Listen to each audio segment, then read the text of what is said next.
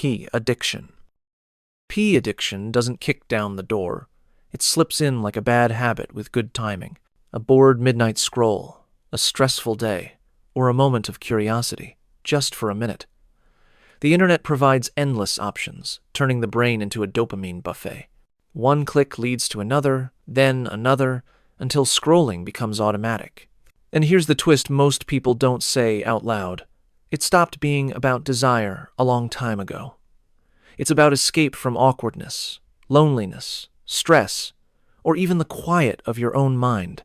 The more you rely on it, the duller real life feels.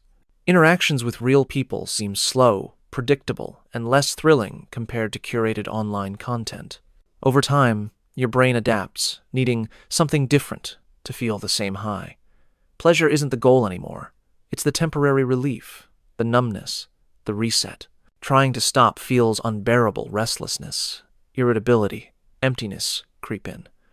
P addiction isn't moral failing. It's a coping mechanism that quietly stole the driver's seat of your brain, rewriting reward and comfort into a screen. Next, digital dopamine. Digital dopamine is the addiction hiding in your pocket, disguised as harmless scrolling. Social media feeds like Instagram, TikTok, Twitter, YouTube delivers tiny dopamine hits every like, comment, share, or notification. Morning, lunch, evening, midnight, you check reflexively. Bored? Check. Anxious? Check. Idle for a second? Check. Every moment becomes a reason to scroll. Real-life interactions, meals, walks, even hobbies start to feel slow, dull, or unsatisfying. The brain craves the instant reward, novelty, and social validation from social media more than real experiences. Comparison, envy, and FOMO trap you in a loop, and achievements feel empty unless posted online. Trying to step away triggers anxiety, restlessness, and irritability. Productivity drops, sleep suffers, focus fades. This isn't vanity or laziness, it's a chemical hijack. Social media micro-highs rewire reward circuits, teaching your brain that fleeting likes are more valuable than actual moments. Before you realize it, life runs in feed time, not real time, and the scroll becomes irresistible, your brain chasing digital dopamine, one notification at a time. Next, drug addiction.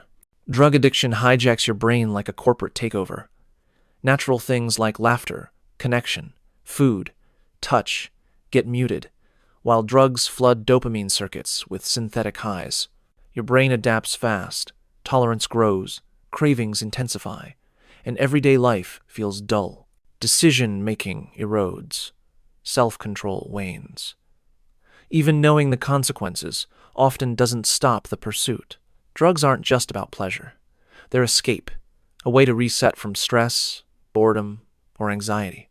The brain forgets balance, learning to prioritize chemical hits over real-life rewards. Withdrawal is brutal. Your body and mind resist, sending waves of discomfort, restlessness, and craving that can feel unbearable. Recovery isn't flipping a switch, it's retraining the brain's reward system, rebuilding coping skills, and learning to feel natural highs again. Even a tiny trigger can spark intense cravings. Drug addiction doesn't just disrupt life, it temporarily rewires your sense of reality, turning everyday experiences into muted echoes compared to the chemical highs your brain remembers. Food and sugar addiction. Food and sugar addiction often disguise themselves as comfort, indulgence, or harmless cravings. That cookie, candy, soda, or bag of chips floods your brain with dopamine, creating a reward loop your body quickly learns to crave. You don't eat because you're hungry. You eat because your brain wants the rush. Stress, boredom, sadness, or even mild discomfort can trigger the binge. Just one bite quickly becomes half the bag, and the high disappears as fast as it came. Afterward comes the familiar crash: guilt, irritability, bloating, fatigue, and a gnawing desire for the next hit. Ordinary meals feel bland. A walk outside, a coffee, even conversations seem muted compared to the artificial rush. The brain adapts, building tolerance, craving more, needing higher doses of sugar, fat, or salt to feel the same satisfaction. This isn't laziness or weakness, it's biology hijacked. Every bite trains your brain to chase fleeting highs while forgetting natural rewards. Subtle, socially acceptable, and insidious, food and sugar addiction quietly rewires pleasure circuits, creating a persistent loop of craving, compulsion, and temporary satisfaction that can feel impossible to break. Next, self-harm addiction. Self-harm isn't about pain. It's the brain's coping mechanism hijacking chemistry.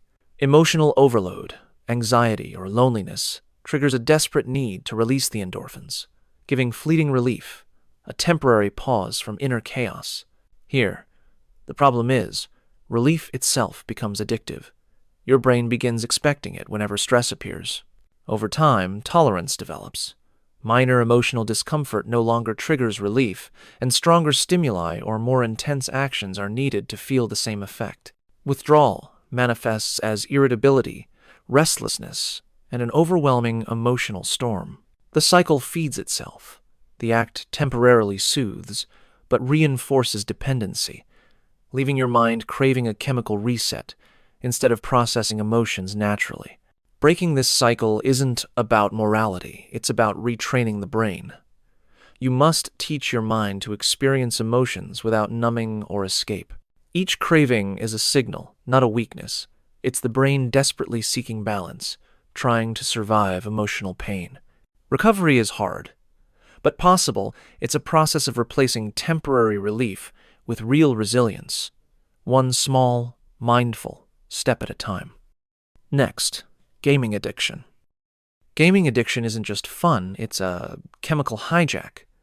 Every achievement, level, or loot box triggers a dopamine hit, teaching the brain to crave instant, predictable rewards. Hours slip away unnoticed. Real-life responsibilities and relationships feel dull in comparison. Progress, strategy, and social interaction in-game replace natural rewards. The brain adapts fast. Normal conversation, work, or exercise feels flat compared to the structured highs inside the game. Sleep and meals become optional. Social life shrinks to online friends.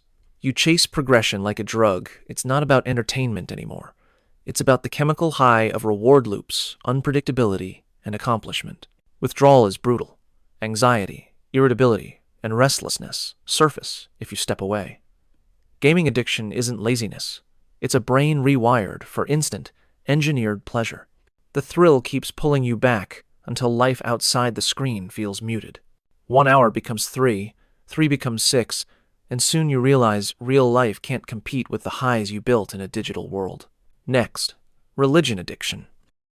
Religion and spirituality can be profoundly meaningful, but extreme devotion can become addictive. Rituals, prayers, or spiritual highs flood the brain with emotion, creating temporary comfort and pleasure. Over time, the brain starts craving that elevated state repeatedly. Addiction doesn't look like substance abuse. It's behavioral. A person may ignore responsibilities, isolate from non-believers, or become rigid in judgment to maintain the ritualistic high. Missing a ritual can trigger anxiety, restlessness, or guilt. Emotional highs become the goal rather than spiritual growth. Physical sensations like warmth, tingling, or goosebumps during prayer reinforce the addiction. Moderation is difficult because abstinence isn't an option. Faith is expected to be constant. Religious addiction is subtle, socially validated, and deeply personal. It hijacks the brain's reward system, turning spiritual practice into compulsive behavior, where the search for emotional highs outweighs balance, reflection, or connection. Next, shopping addiction. Shopping feels innocent at first. A new pair of shoes, a gadget, or a trendy bag. But the brain quickly links acquisition with instant dopamine. That add to cart button becomes a hit, and suddenly one purchase becomes multiple, as if each new item temporarily fills an emptiness you can't name. Stress, boredom, and loneliness all become triggers for another shopping session. Over time, the rush becomes addictive. Credit cards, online checkouts, impulsive trips to the mall all feel like a solution to inner tension. The high is temporary, and the crash is guilt, shame, and emptiness. You chase the next buy to feel alive again. It's not vanity or greed. It's a brain wired to seek reward in novelty and instant gratification. The problem is that shopping doesn't actually solve anything. It masks stress, temporarily numbs discomfort, and creates a cycle of chasing highs without ever addressing what's underneath. By the time you notice, your bank account, priorities, and even relationships are collateral damage to a chemical hijacking your brain.